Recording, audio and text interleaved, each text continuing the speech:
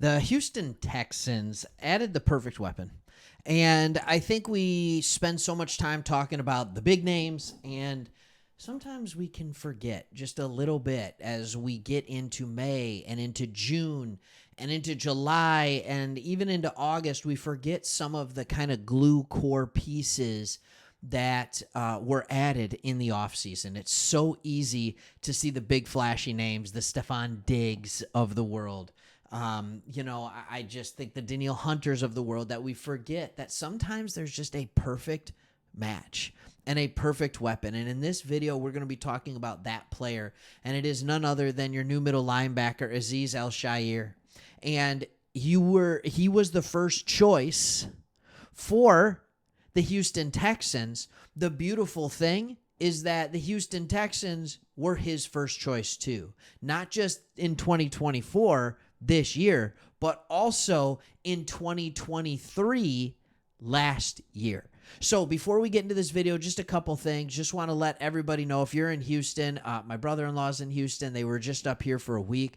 I know you guys had a horrible storm. Praying for you, and hopefully your family is healthy, the power's back, and things are going well. But just know that we're thinking and praying for you here on Sports Talk Extra. But let's talk a little bit about sports, because that's what we're doing. Hopefully I can make you forget about it for about 5 to 10 minutes here. And I love this. Al-Shaair admitted that he never anticipated going anywhere else this offseason. In fact, last year he wanted to go back.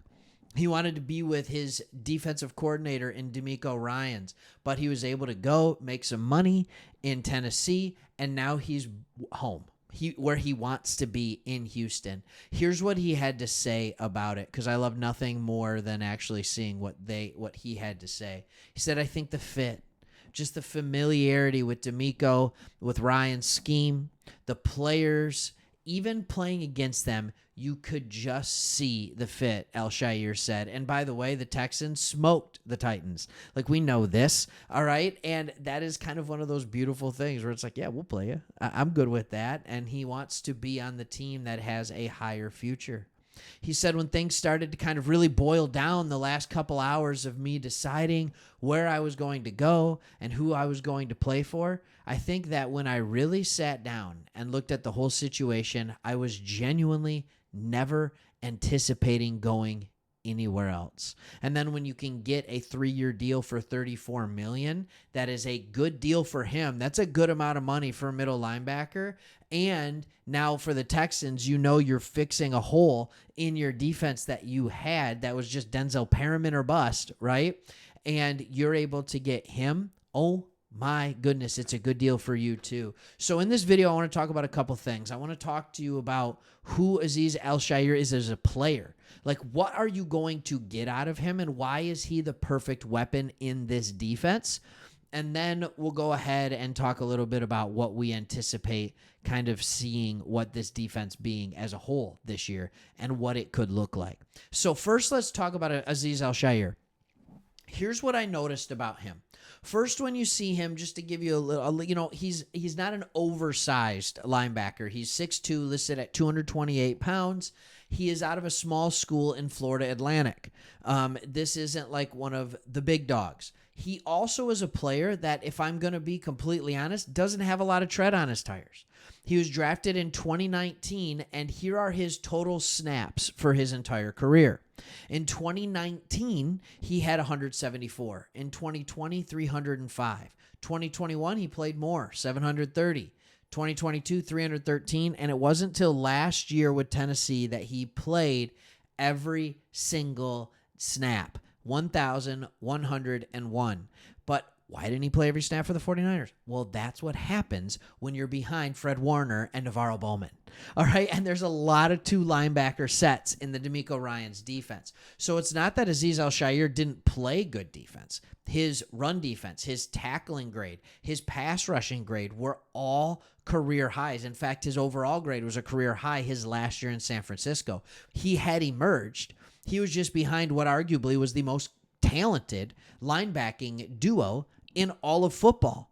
So now he goes to the Titans. He proves that he can be an every down linebacker every single down and at a highly effective clip. And so the Houston Texans say, go for it. Like, this is our guy. He knows the system. I don't have to worry about if he's going to come in here, the learning curve, the language, all of that kind of stuff.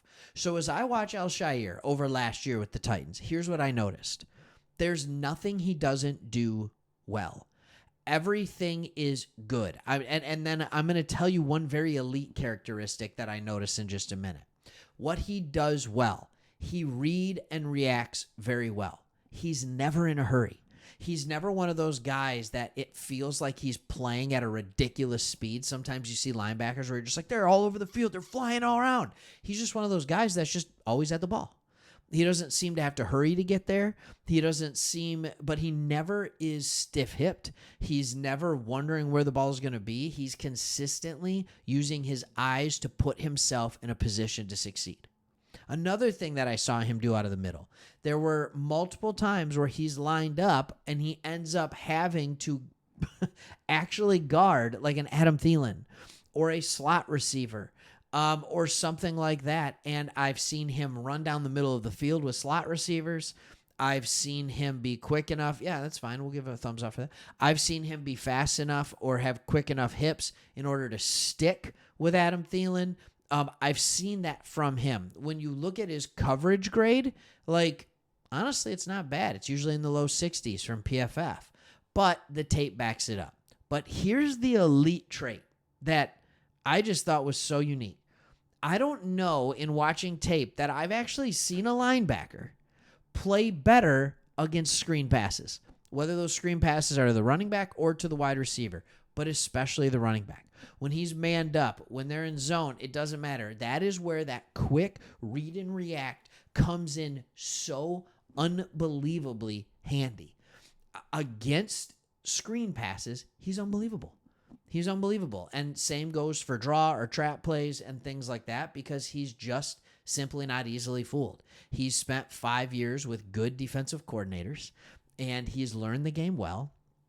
And now he's back in a linebacker-friendly system, and he's a guy that you're going to see possibly be an all-pro, Pro Bowler. Like, I'm not saying he has the same physical tools that Fred Warner does in the middle, but man, oh man, is he a good football player. Is he a good football player?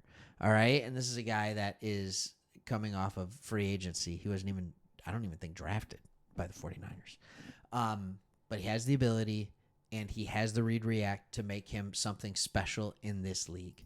All right, and I told you that I was also going to talk about where that puts this defense as a whole.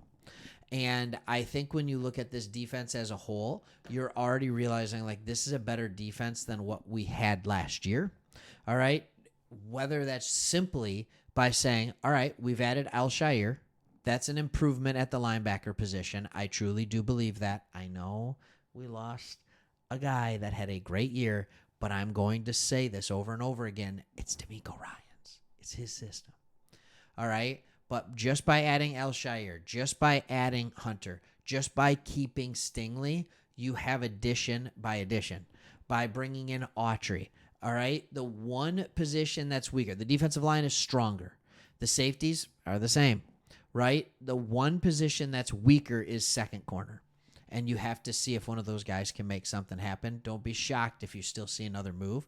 But this is a defense that is more built to be able to stop the run now. And a defense that's not going to fall for play action as easily. It is a much more disciplined eyes in the backfield by a linebacking unit. Stingley is just going to get better and better every single year. This is a defense that will absolutely be good enough if the offense can be as elite as we think it can. All right, thanks for watching. We want to be your go-to place for Texans content. Who knows? This video, could this be the one that puts us over 15,000 subs? I hope so. If you're still watching, hit that subscribe button. We would love to have it. Other than that, thanks for watching. Keep watching us all summer and beyond. Texans content. See ya.